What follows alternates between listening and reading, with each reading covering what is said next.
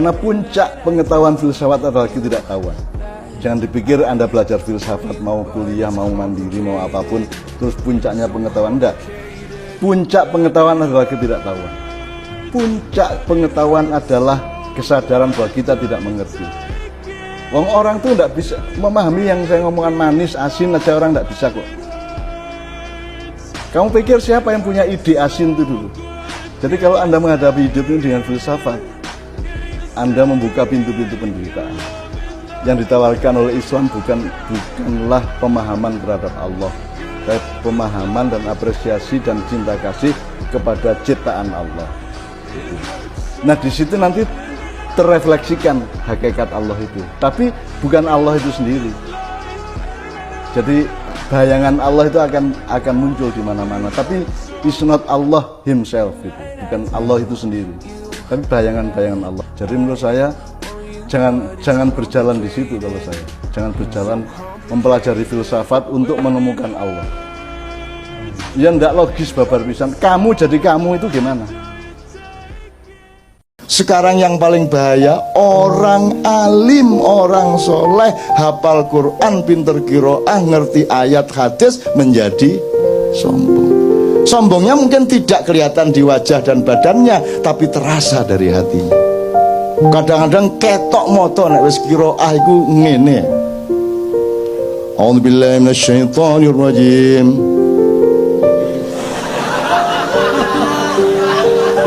Bismillahirrahmanirrahim. Awas kalau tidak kagum, awas kalau tidak kagum, awas kalau tidak memuji saya, awas. Karena ayah saya bilang iso, masuk pun gak iso. Nah itu loh, ucapan kepada dirimu iso. Kamu punya Allah, bisa. Yang penting kamu kerja keras terus dengan segala kesengsaraannya. Kalau tidak mau sengsara ya jangan hidup.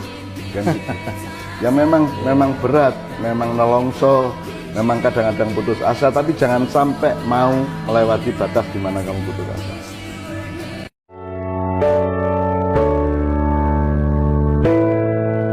Alasanmu ora bahagia iki apa? Urip gari urip. Kowe ora bahagia iki karepe piye?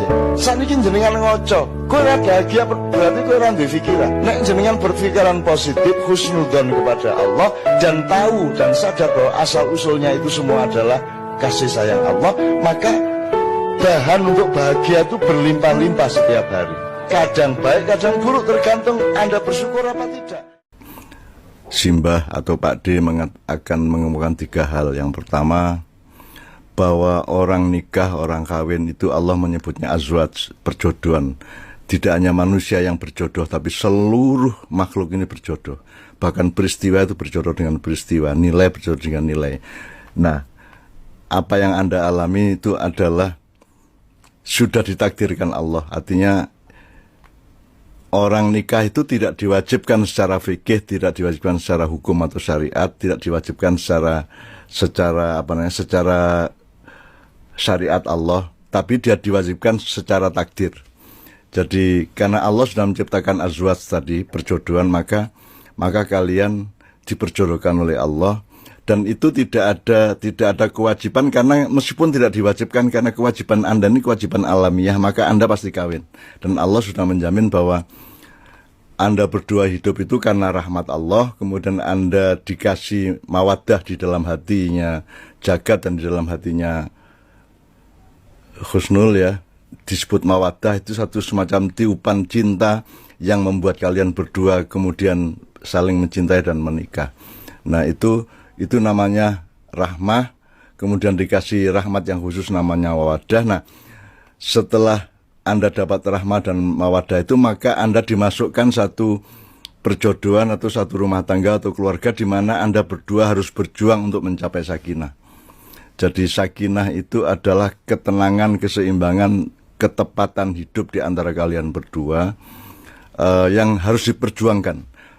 Itu bukan takdir Allah, itu adalah perjuangan ikhtiar atau usaha atau upaya manusia. Jadi perkawinan itu perjuangan, bukan kenikmatan.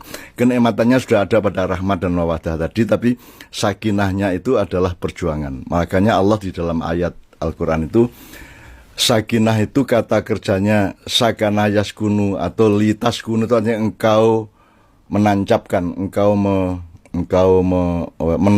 menempatkan gitu ya.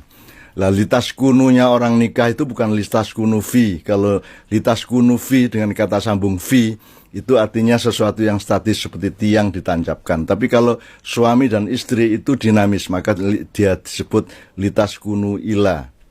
Jadi kalimat yang lebih proporsional di dalam pernikahan adalah semoga dengan rahmat dan mawaddah dari Allah ini kalian berdua bisa memperjuangkan sakinah dari hidup kalian, yang nanti akan naik turun, akan timbul tenggelam, akan pasang surut, karena sakinah itu diperjuangkan. Jadi dia bukan ditakdirkan. Itu tugasnya manusia untuk mensakinahkan dirinya satu sama lain. Itu yang pertama. Yang kedua. Jadi yang pertama tadi soal takdir alamiah dan budaya adalah upaya manusia, kemudian yang kedua adalah bahwa sakinah itu harus diperjuangkan. Yang ketiga itu saya minta tolong Jagat sama Husnul nanti malam pertama dan seterusnya sampai akhir hayatnya nanti selalu berpedoman pada pijakan firman Allah di surat Ar-Rum. Nah, biasanya kalau orang nikah, orang resepsi itu kan yang dibaca oleh qori'nya kan Ar-Rum ayat 21. Nah, ini saya menganjurkan Anda baca mulai ayat 20 sampai 25, berarti 6 ayat. Jadi berarti ada 6 konteks, ada 6 perspektif. Jadi manusia itu berada di dalam 4 urusan itu.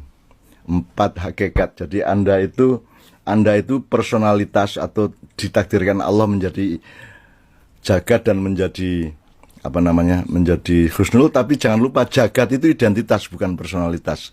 Sebab nama itu bikinan bapakmu, bikinan ibumu kan begitu. Jadi personalitasmu itu atau yang ditakdirkan Allah itu ada 6 perspektif tadi. Jadi baca sendiri nanti di surat Ar-Rum ayat 20 sampai 25 itu.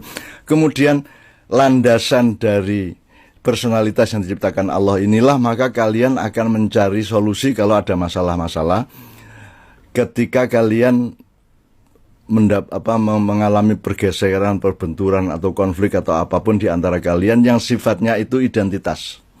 Jadi kalau personalitas itu yang ditakdirkan Allah, bahwa manusia itu dari debu, manusia itu dari segumpal darah, manusia itu mengalami siang malam, manusia itu ada di bumi, di tengah langit dan seterusnya. Itu semua ada perspektif yang sangat lengkap dari Allah dalam 6 ayat itu tolong terus menjadi pedoman bahwa kalau nanti ada masalah itu jangan terlalu terfokus pada masalah itu tanpa melihat komprehensi dan dialektikanya dengan 6 konteks yang Allah sudah tuturkan itu.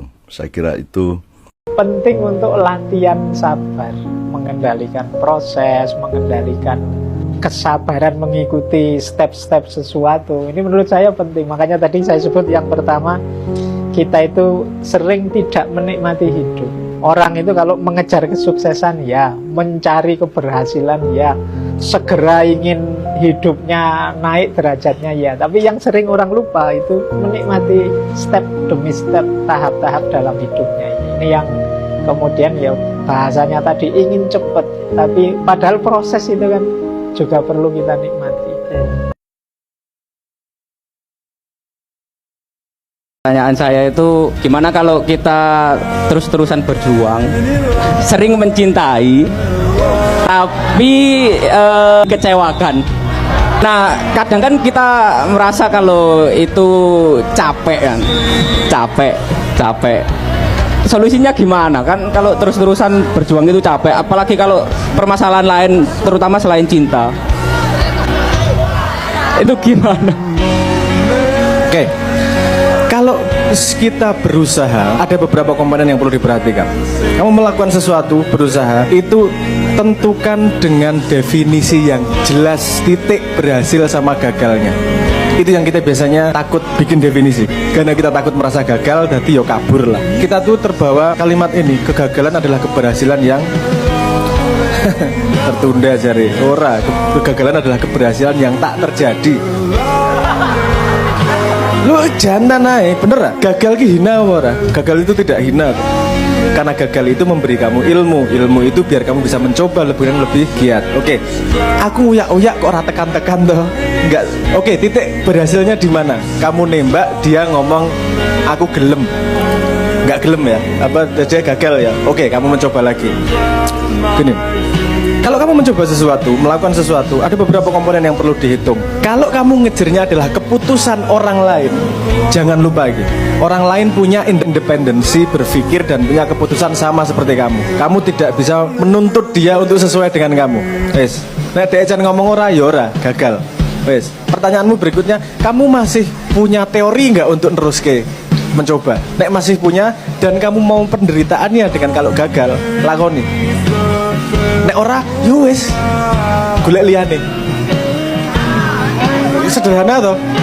Yo aku yo ngomong sederhana iki karena ora ngrasake pas saat kuwi ngono. Itu ning cinta cenangel. Nek wis tresno iki angel banget. Tapi intinya gini, kalau kamu pengen melakukan sesuatu, pastikan kamu mau menderita demi itu. Kalau gagal, ulangi lagi prosesnya. Kamu mau nggak menderita lagi untuk mengalami itu lagi? Karena hampir semua hal seperti itu. Tidak ada jaminan bahwa suatu saat dia akan diterima, tapi dia berani menempuh penderitaan itu untuk keberhasilan yang dia bayangkan. Sekali lagi, tidak ada kepastian keberhasilan. Wanira, urusan ini. Nek wani rasah wedi-wedi, nek wedi rasah wani-wani.